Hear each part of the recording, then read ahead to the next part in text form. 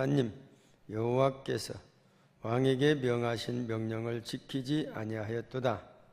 그리하였다면 여호와께서 이스라엘 위에 왕의 나라를 영영히 세우셨을 것이거늘.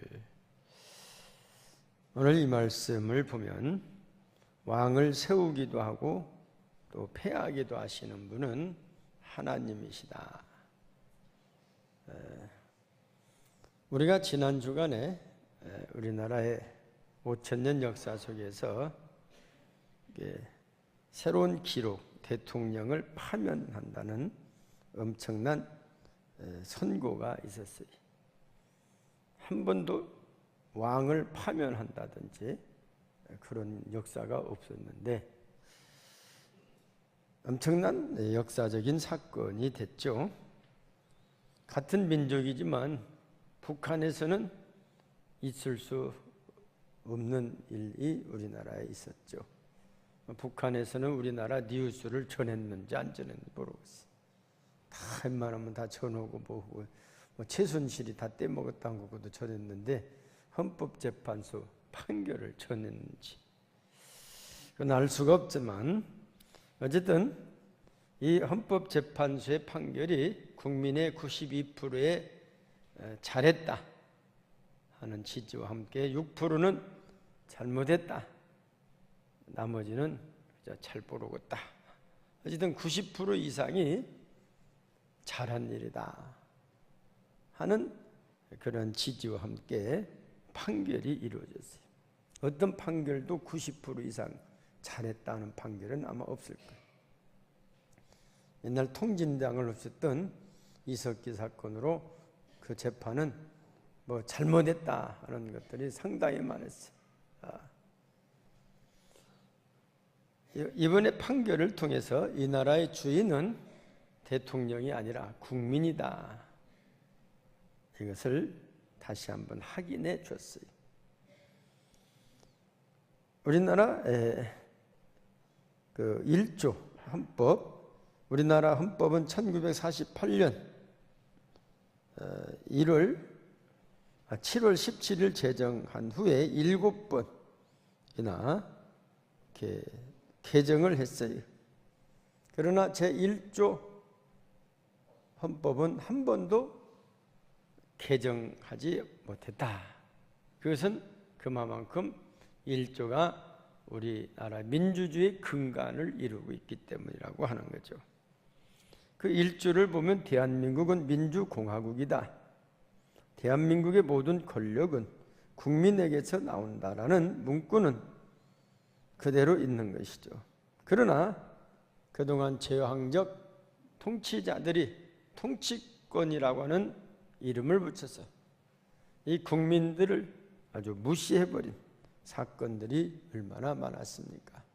대표적인 사건이 유신헌법이라고 지적을 하고 있습니다. 국민을 무시하면 안 되는데 무시해버리고 왔는데 이번 헌법재판소의 판결은 국민을 무시하면 안 된다라고 하는 판결이었습니다. 어떻게 보면 최초의 판결이었다. 오늘 사무엘상 13장의 본문의 말씀은 주전 11세기경 소위 사울이 이스라엘의 초대 왕이 그 배경이 있습니다. 사울이 왕이 되기까지는 이스라엘을 신정정치라 그랬어요. 하나님이 다스리는 정치. 우리가 지금 떠날까요 말까요? 가서 기도합니다. 기도하면 떠나라. 그래서 하나님의 그 명령에 따라서 행했다 해서 신정정치다. 그러다가 출애굽 당시에 이제 떠나면서 하나님께서 12지파를 세웠어요. 그래서 그 12지파를 연합해서 정치를 하게 했어요. 그래서 12지파의 공동체, 하나의 그런 체제를 이루게 됐습니다. 이 정치는 왕이 통치하는 것보다 강력한 통치력을 발휘할 수 없는 정치라고 생각을 했어요. 신정정치라든지 12지파의 그런 공동체 그런 정치는 왕의 일사불란한 그런 주의 체제가 아니어서 이스라엘 백성들이 살고 있는 그 옆에 블레셋 군대들이 호시탐탐 노리면서 하나의 그 전쟁을 하는 그런 분위기였습니다. 그런데 이 왕이 없기 때문에 블레셋을 때로는 이길 수가 없어요. 그렇기 때문에 안정된 나라를 세우기 위해서 새로운 정치 체제를 백성들이 바로 왕을 세우도록 하는 것입니다. 이웃 나라도 왕이 있는데 우리도 왕을 세우시오. 그런데 당시에 선지자 겸 제사장인 사무엘은 이것을 거절했습니다. 그런데 하나님께서는 백성들의 소리를 듣고 백성이 주인이다 하는 그 말씀을 사무엘에게 하면서 너는 세우기를 원치 않지만 백성들이 세워달라고 하니까 왕을 세우거라 하는 내용들이 있어서 몇 가지 찾으면 사무엘상 8장 19절 이하 말씀 보면 백성이 사무엘의 말 듣기를 거절하여 이르되 아니로소이다 우리도 왕이 있어야 하리라. 그렇게 다퉜을 때 22절 보니까 여호와께서 사무엘에게 이르되 그들의 말을 들어 왕을 세우라 하시니 사무엘이 이스라엘 사람들에게 이르되 너희는 각기 성읍으로 돌아가라. 하나님은 사무엘의 소리를 듣기보다는 백성들의 소리를 듣고 백성이 원하는 대로 왕을 세우라. 그래서 그러면 어떻게 누구를 왕을 세울까 고심할 때 하나님은 사울을 만나게 합니다.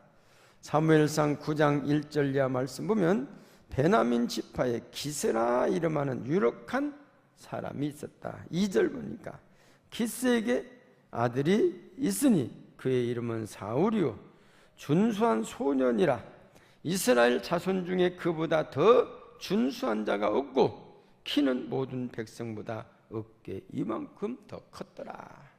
키가 얼마나 더 컸는가. 보통 사람보다 막 구척장수는 됐는가. 블레셋 골리앗이나 비슷했는지 보통 사람보다 머리 하나에 어깨 위가 더 있어요. 또 생긴 것은 그렇게 잘생겼어요. 잘생기고 또 건장하고 이 사울을 하나님께서 세우라고 합니다. 사울에 보면 다윗은 키도 작고 아마 다윗은 사울에게 비면 배꼽쯤 닿는지 모르겠어요. 보통 사람보다 어깨에 더 위에 있었다니까 아마 이 앞가슴 정도나 닿았을 것 같아요. 다윗은. 근데 하나님께서 이 제사장 사무엘에게 사울에게 기름을 부어 왕을 세우라고 말씀하십니다.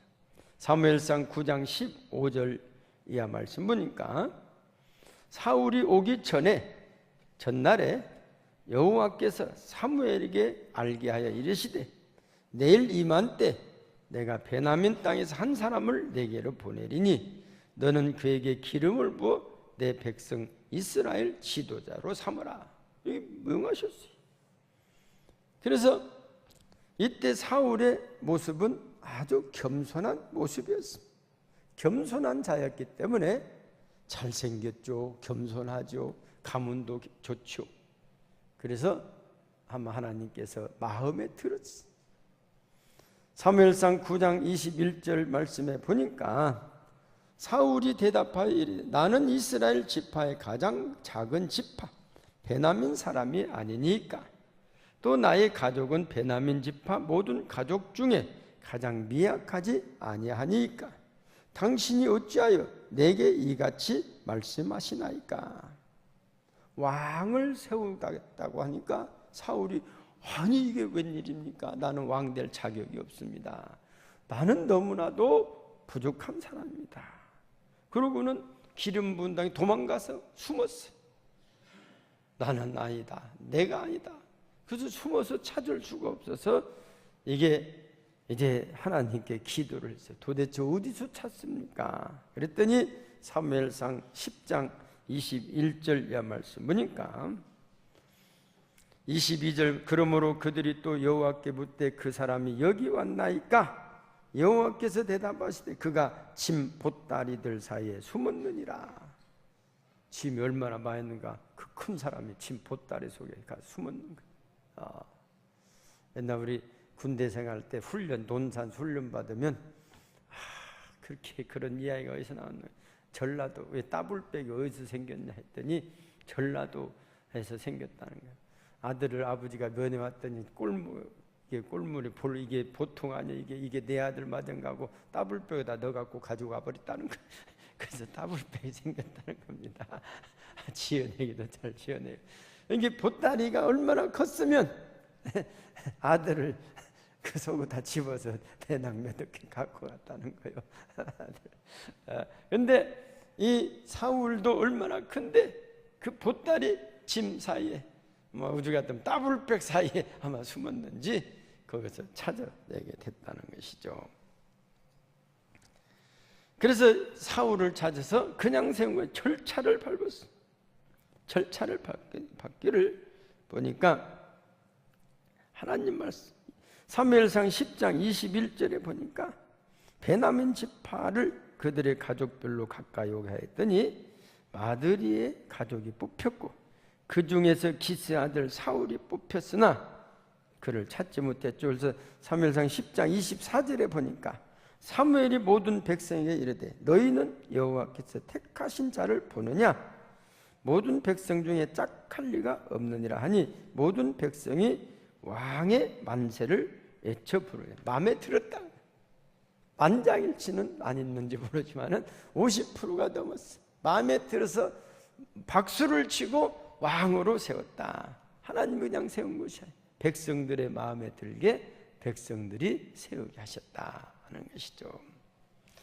그래서 12지파 연합 공동체제는 해체가 되고 왕정이 성립되었습니다. 이스라엘 장로들에게 선발되어 정식으로 왕이 되었습니다. 사울은 나라의 수도를 기브아에 정하고 그래서 하나님의 도우심으로 주변 국가 모압과 에돔과 블레셋, 엄청난 군대죠. 블레셋, 아말렉들과 싸워 승리함으로 왕국의 기초를 세워나가게 됐습니다. 그는 전투에 탁월한 지도력이 있어 영웅으로 부각이 되기 시작했습니다. 사울이 하나님의 도우심을 받은 영. 그런데 점점점 인기가 높아지자 이제는 아나무인이 됐어요.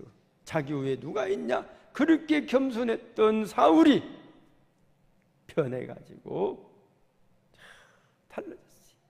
이건 적은 일이지만 목사님들 보이면 그래요. 집사 될 때는 그렇게 살아도만 권사가 되더니 달라지고 장로님이 되더니 달라졌다는 거예요.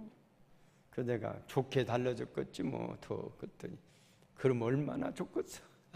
근데 우리 교회는 좋게 다 달라졌어. 내가 그랬더니 거기는 효자들만 했던 게 그렇지. 이렇게 농담을 하기도 합니다. 이 사울이 그렇게 인정을 받았는데 주변 국가들을 다 평정하고 왕으로서의 권위가 있으니까 변해져서 아나무인 돼서 이제는 하나님도 안 보이고 뭐 제사장 무슨 뭐 사무엘은 그만두고 하나님도. 그래서 제 마음대로 해서 교만해지게 생각해. 제왕적 왕이 되어 버렸다는 것입니다. 그래서 이것을 전적으로 이런 제왕적 왕을 하나님으로부터 징계를 받게 됩니다. 이것은 사울 자신이 저질러버린 일입니다. 후에 그는 교만과 탐욕과 인내심의 부족과 많은 실수로 인하여 버림받는 사람이 되어 마지막에는 스스로 자결하여 비참한 사람이 됩니다. 사무엘상 31장 4절에 보면 그가 무기를 든 자에게 이르되 내 칼을 빼어 그것으로 나를 찌르라. 할례 받지 않은 자들이 와서 나를 찌르고 모욕할까 두려워하노라 하나 무기를 든 자가 심히 두려워하여 감히 행하지 아니하는지라. 이에 사울이 자기 칼을 뽑아서 그 위에 엎드려지매 칼을 세워놓고 그 배를 꾹 자기가 눌러. 자결했지 않습니까? 인정받았던 사울이 왜 마지막에 이렇게 자결할 때까지 갑니까? 사울은 이스라엘의 초대 왕으로서 역사의 영웅이 될 수 있었는데 그는 교만함으로 실패의 인생이 되고 말았습니다. 이렇게 교만하게 되기까지의 사울의 모습을 한번 살펴보면 첫 번째 보면 사울은 망령된 행동을 했다 그랬어요. 망령된 행동은 뭐냐? 무례한 행동, 어그러진 행동을 했다. 수치스러운 행동, 저주받을 행동이라는 말입니다. 그 내용을 구체적으로 기록되고 있는데 제사를 드리고 예배를 인도하는 일은 제사장에게 맡겼던 일입니다. 하나님께서 사울은 왕으로 맡겼고 사무엘에게는 제사로 맡겼는데 그걸 구별하지 못하고 자기가 대신해서 제사를 드렸습니다. 이는 제사장의 직무를 침범하는 월권 행위를 한 것입니다.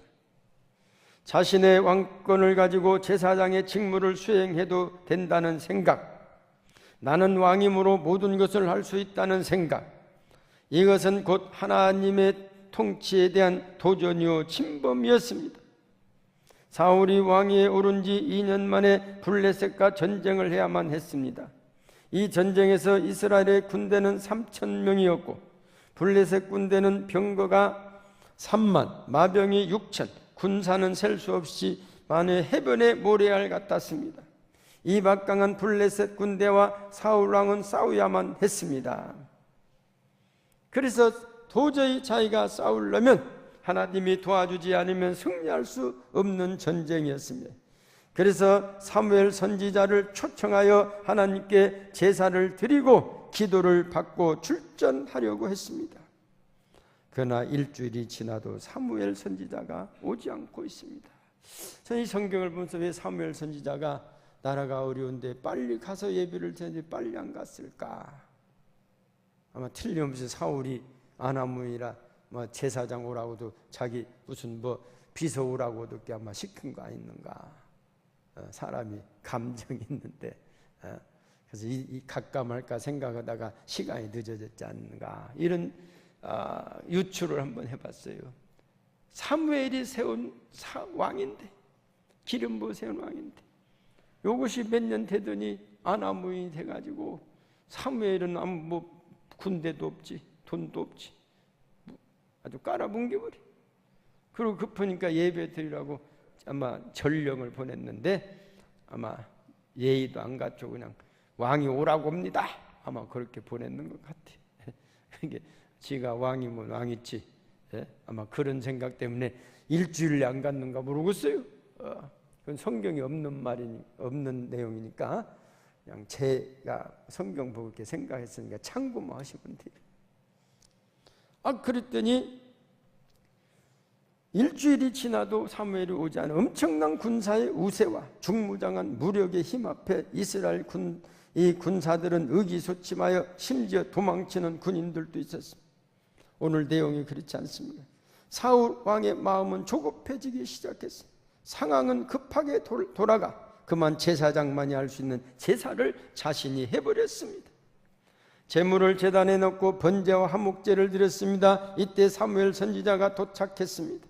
사무엘 선지자는 제사를 막 드린 사울 왕에게 왕이 망령된 행동을 했다고 책망을 했습니다. 제사장의 권한을 침해하고 나아가 하나님의 주권을 도전하는 불신앙의 자세였습니다.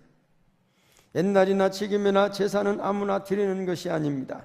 아무나 강단에 올라와서 예배를 인도할 수 있는 것은 아닙니다. 제사와 예배는 하나님께서 세우신 제사장만이 할 수 있는 일이었습니다. 이것이 곧 사울의 망령된 행동이었습니다. 하나님은 사울의 이 망령된 행동을 보고 사울을 포기하셨습니다. 또한 사울은 하나님의 말씀을 지키지 아니하였습니다.